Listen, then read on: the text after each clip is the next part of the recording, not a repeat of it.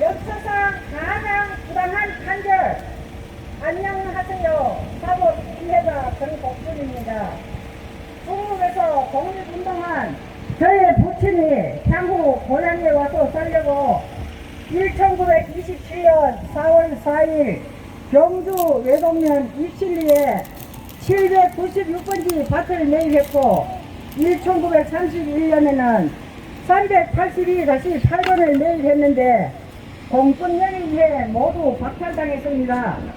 한중 왕래가 단절된 시기 중국에서 상환한 지 30년 되는 자에게서 땅을 매입했다는 사기꾼에게 소유권을 이전해준 안건인데 반환을 거절하기에 헌법 제13조 제2항에 근거하여 박탈당한 땅을 찾고자 소송을 하게 되었는데 경주 지원 2007 가단 5727 소유권 이전 등기 왕혜진 판사는 사망한 자를 상대로 한 매매가 무효이고 피고들의 주장이 이유 없다고 판정을 했으면 원천 무효이므로 여기서 끝내야 할 안건인데 땅 매매 계약서 없이 이중 매매를 주장하고 10년도 못 되는 점유를 20년 경과했다며 거짓말을 하는 점유 취득 시효의 필수 조건이 전무한 사기꾼을 성사시키기 위해 왕혜진 판사는 자기 마음대로 연도를 1957년 10월 20일부터 1977년 10월 20일까지 조작해서 20년으로 만든 후 해당도 안 되는 점유 취득 시효를 추정해서 사기꾼을 성사시킨 후 피고들의 소유권 이전 등기는 실제적 관계에 유효한 등기라며 피고들의 주장이 이유 있다며 이중 판결로서 상속 자격 없는 자를 상속으로 만들었습니다. 그리고 땅값의 4분의 1도 못 되는 가격으로 두 번이나 사기꾼에게 유리한 조정을 했습니다. 헌법 제14조 제2항, 민법 제245조를 완전 위배하면서 없는 사실을 조작해서 흑백이 뒤바뀐 엉터리 판결로 사기꾼을 승소하게 만들어 무한 피해자를 재심에까지 가게 만들어 놓고는 양심의 죄책감도 없이 창피한 줄도 모르고 정계상의 소유권 이전 등기는 실제적 관계에 유효한 등기랍니다. 권력을 남용해 사기꾼을 주는 판결 강도행위 아닙니까? 그리고 상환한 자에게서 땅을 매입했다는 사기꾼을 승소시키는 판결 선진국가라 하는 나라에서 있을 수 있는 일입니까? 친일파 이완용의 땅은 찾아주면서 독립운동한 자가 매입한 땅은 왜 사기꾼에게 박탈당하는 판결을 받아야 합니까? 대법원 2009-96120 소유권 이전 등기 대법원 재판장 양승태는 위에 잘못된 판결을 바로잡는 것이 아니라 특례법 제4조에 해당한다며 이유 있다고 시인을 해놓고는 또 이유 없다며 기각을 했습니다.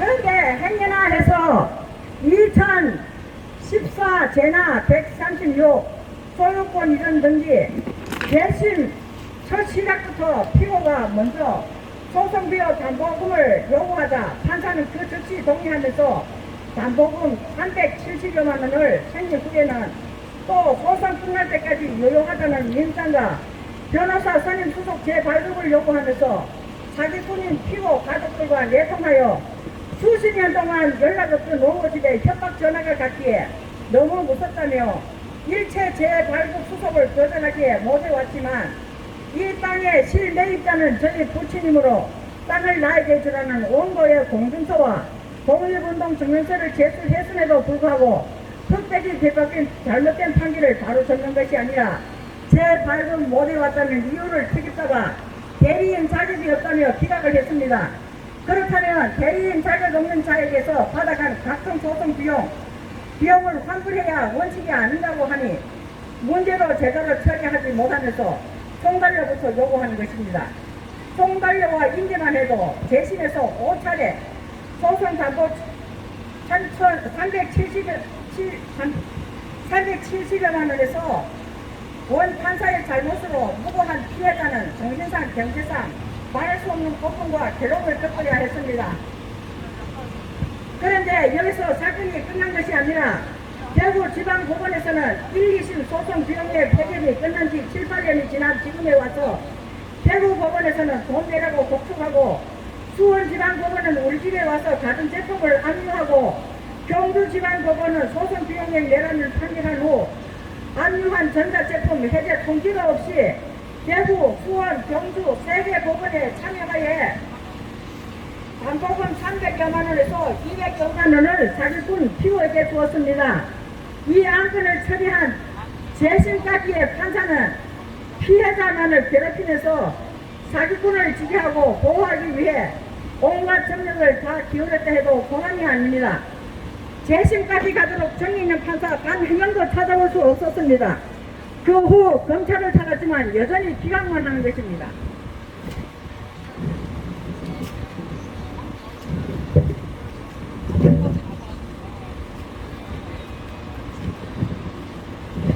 이 대한민국의 법률을 법조례는 무용지물이라고 보고 싶습니다. 왜 이렇게 말하는가 하면 재심까지 가도록 판사들이 단 한 명도 있잖아요. 법조례와 원칙에 따라 판결한 것이 없으니까 그렇게 생각을 하고 있습니다.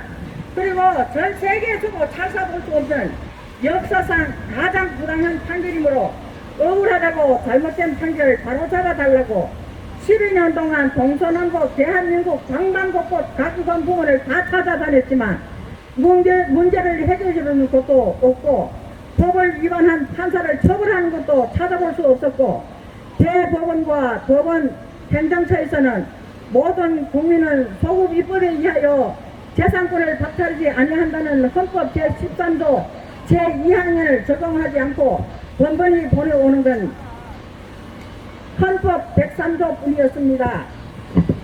이에 대해 나의 변론을 말하고자 합니다.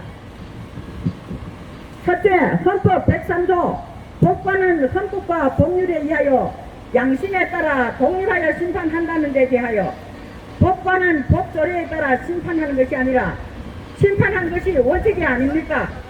사망한 자에게서 땅을 매입했다는 사기꾼에게 소유권을 이전해준 이 안건 검판사들이 법조례에 따라 심판했다면 벌써 해결받았을 사건인데 선량한 양심이 아닌 검은 양심으로 독립하여 심판했기 때문에 흑백이 뒤바뀐 잘못된 판결이 나온 것이 아닙니까? 둘째, 현재 진행 중이거나 이미 확정된 재판에 관하여서는 당해 법관에 누구도 개입하거나 간섭할 수 없다는 데 대하여 이미 잘못된 판결에 대해 재다시 당해 법관을 찾는다면 자기 발등에 불 떨어질까봐 바로잡아주는 법관 만명에 단 한 사람도 찾아볼 수 없는 것이 사실이 아닙니까?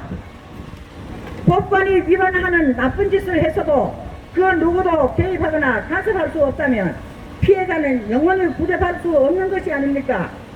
셋째, 확정된 판결에 불복할 수 없다는 데 대하여 나의 사건처럼 흑백이 되바뀐 판결에도 불복할 수 없다는 것은 피해자에게 사형선고를 내린 것이 아닙니까? 사형선고를 받아야 할 사람은 법을 위반한 법관이어야지 왜 무고한 피해자가 사형선고를 받아야 합니까? 헌법 제13조 제2항 국민은 재산권을 박탈하지 아니한다와 모성되는 것이 아닙니까? 낙후한 국가에서도 권력을 이용해 국민의 재산을 마음대로 박탈해가지 않는데 선진국가라는 나라에서 무고한 피해자가 재산권을 박탈당한다니 말이 됩니까?